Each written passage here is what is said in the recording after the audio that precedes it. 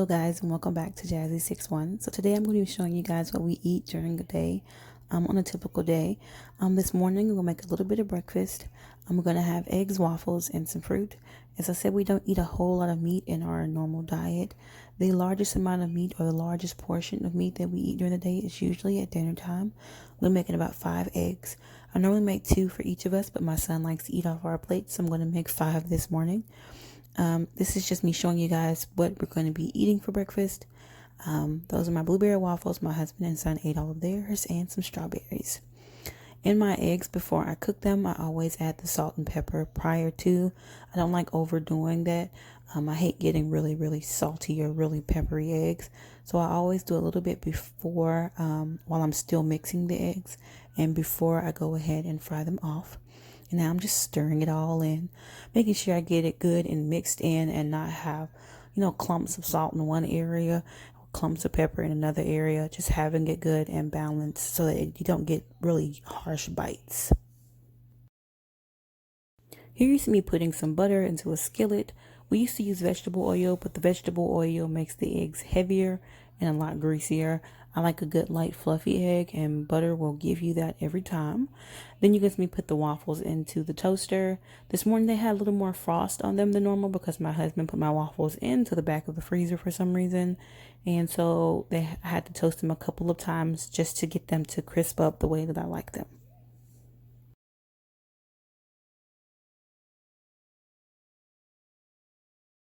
Now I'm going to just slice up some strawberries. This will go on the plate in place of the meat. As I said a minute ago, we don't usually do a ton of meat, so this usually balances out our meal pretty well, and it tastes really good. So we usually have some sort of fruit in the morning, whether it be grapes or strawberries. It's just kind of whatever we have on hand. Now that my butter is good and melted, I'm going to go ahead and kind of swoosh it around the pan there, just to make sure I get the entire bottom of the pan coated. If not, you'll have some areas where the eggs are sticking and burning to the pan, which we do not want. And I'm going to go ahead and add in my eggs. I like to add them in once the skillet is good and hot. That way they start to cook immediately, and I get a good even cook on my eggs, as opposed to half the skillet being hot and half of it not.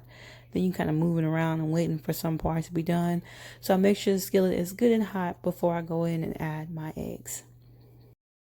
We typically don't eat sunny side up eggs or runny eggs of any kind. So most of the time at our house, our eggs are going to be good and scrambled. I'm just showing you guys here how I scramble my eggs. But this is the best way for me when it comes to eating. If it's runny or liquidy, I cannot do it. My stomach, nothing will allow it. I'll just start gagging.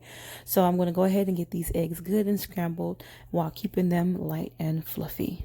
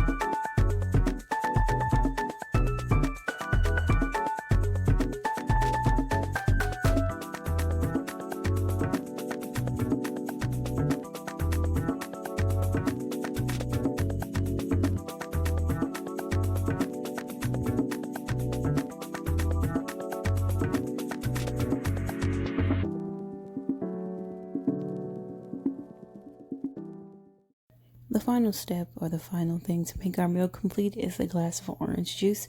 We like having orange juice in the morning with our breakfast. My husband drinks it throughout the day. He just likes orange juice. So I'm going to go ahead and shake this up really well, because it is high pulp orange juice. And if you don't shake it up, you're just going to have all that pulp at the top, and then it's going to get all in your glass, and then you're not going to get much juice. You're just going to get pulp. So I got a good shake up, and I'm going to pour us both a glass of orange juice to go with our breakfast. And now our breakfast is complete. We're going to sit down and enjoy this as a family normally, and we're going to go ahead and get our busy day started. 2 days later. You're the cutest. A few moments later. Today we're going to be making a little bit of dinner. It's going to be a quick 10-minute thing. I'm going to show you guys all the ingredients that you need right now, and then I'm going to come back in and I'm going to show you guys how we're going to make this meal happen. Hey guys, so the first thing I have is this grilled and ready pulled chicken breast from Tyson. I use this because it's a little bit easier than actually having to individually grill chicken breasts. It takes a while, and when I want to make something quick, this chicken comes in handy. It's actually really good, so I like it. Here I have a bowl of, you can't see nothing but the onions. I'll go to the side. It's an assortment of bell peppers and onions. I cut up 2 yellow bell peppers, a green bell pepper, a red bell pepper, and a big onion. And knock it over. Some cooking oil of some sort. I usually use olive oil, but I am out right now, so this is what's gonna have to do. Okay guys, so now that I have everything ready to go, got my spatula over there, I'm going to go ahead and turn my stove on to about medium-high heat and add my vegetable oil. As I said, I usually use olive oil, but vegetable oil is what I had today. And you want to make sure that's hot before you add your vegetables, because if you don't, then your vegetables will kind of sit and soak up that oil, and that's not what we want. And you also don't want to put them in there and they start to sit for too long, because the water will leak out of them. The next thing that you want to do is go ahead and start to prep this chicken. Now, I only use about half a bag of this chicken because we eat usually, like I said, more vegetables than we do meat. So I'll do about half of this bag of chicken, and I'm going to pop it into the microwave for about 5 minutes because, as I said, it's pre-cooked. And then it'll be ready to mix into my veggies once my veggies begin to cook down. None of my oil is good and hot in my pan. I'm going to go ahead and add in my veggies. I put more vegetables in there than I normally do because we wanted a little few more vegetables today. So what I'm going to do is go ahead and put those in there and let them cook down just a little bit, and stir them. That way they cook and they can kind of get a little bit softer before I add in the rest of my veggies.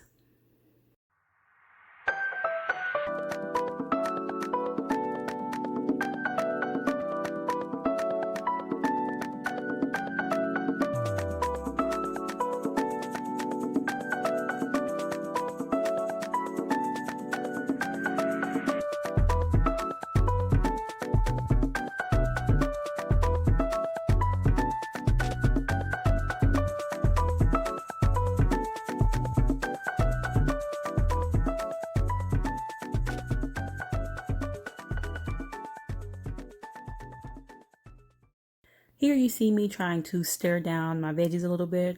I want them to cook just a little bit and get a little bit softer and a little bit lower, so I can go ahead and put the lid on. The lid's going to help them steam down a little bit more to make it a little bit more maneuverable for me, because right now it's difficult with so many veggies in the skillet. And now I've come to realize that that small skillet is not going to work, because I cooked way more vegetables than normal, because we like more veggies from time to time. So this time I added a few more peppers and onions. So I put them in this bigger pot, and what I'm going to do is go ahead and cook it the same way we'll cook it in the skillet. If you leave the lid off the skillet, then the vegetables cook a little bit differently, where if you put the lid on there, the steam and everything makes them softer. So if you leave it off, they kind of get more of a charred taste to them. So now my chicken is done. I'm going to go ahead and add it in there as well. You're going to see that it doesn't look like there's much chicken in there. And as I said, it's just because we like more veggies. But the chicken is still there. You can still taste it. You still get good bites of chicken in there. It just doesn't overpower the vegetables as much as normally it would do.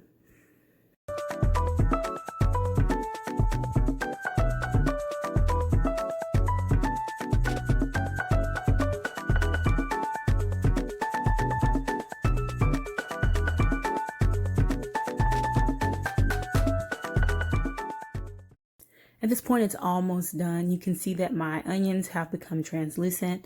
You can see those peppers have cooked down and they're not as solid or as crispy as they were. I still like a little bit of crunch to my veggies, so I do not cook them until they're all extra slimy and things like that. The only thing I like to cook down is my onions completely, because that bite of onion can be real strong sometimes. Now I'm going to add my seasonings and things. I like to add lemon juice. Some people add lime juice, but lemon juice is the one that I prefer myself, and it seems to be what my family likes as well. The next thing is going to be a little bit of the slap your mama seasoning. It adds a little bit of spice to it, a little bit of a kick. It's not too much. My husband doesn't do well with spice. I like it, but hey, whatever, you know. The next thing is some plain salt, guys. Salt goes a long way if you use it. So I'm going to add a little bit of salt. I'm also going to add a little bit of black pepper. And everything that I use, guys, there isn't a measurement for it. It's pretty much just how much, you know, how much you like. It's seasoned to taste. So you season it how you like it. Once you taste it, you can season it more, you can season it less, whatever you want to do. It's really up to you and what your family prefers. So I'm also going to add a little onion powder and a little garlic powder. I showed you the garlic, putting the garlic in before I showed you putting in the onion, because that onion powder was brand new and I hadn't popped the top off of it yet. So I had to pop the lid open to get that onion powder out. And here in a moment, you'll see me add a little bit of fajita seasoning. I do not like to add too much of it because the fajita seasoning completely overpowers everything. So I usually only use a tiny bit of it and let it kind of cook down in there. I do not use the entire pack. That pack will take over the taste of everything else in there. And to me, it kind of leaves like an aftertaste. And I've tried different ones, but they've all pretty much been the same.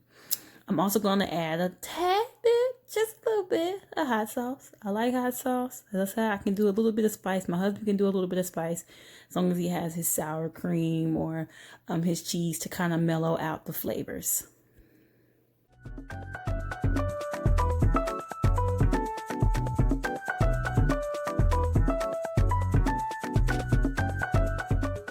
Here's all the stuff that we eat on ours. We sometimes have lettuce, but today we're just going to do the veggies and a little bit of meat. We have sour cream, salsa, chunky, some cheese, and some flour tortilla shells. What was a tortilla? Tortilla shell. Wondering why it's little meat in there. We tend to like more vegetables in our food, so that's why there's little meat, a lot of veggies. So yeah. That's all I wanted to say. And here's what mine look like. I just have everything on there that I showed you guys on the counter. Sour cream, cheese, and the salsa. The chunky salsa, because I didn't feel like cutting up tomatoes. So I'm going to go ahead and go in and eat with my husband before my son takes his nap. I just wanted to give you guys this quick little meal idea. You can jazz it up however you like to jazz it up. Season it the way you want to season it. And it's quick, it's easy, and it gets done fast. And you can eat quickly. It's very filling. Great little 10-15 minute meal. So thank you guys again for tuning into my videos, and I will see you guys in my next video. Bye guys.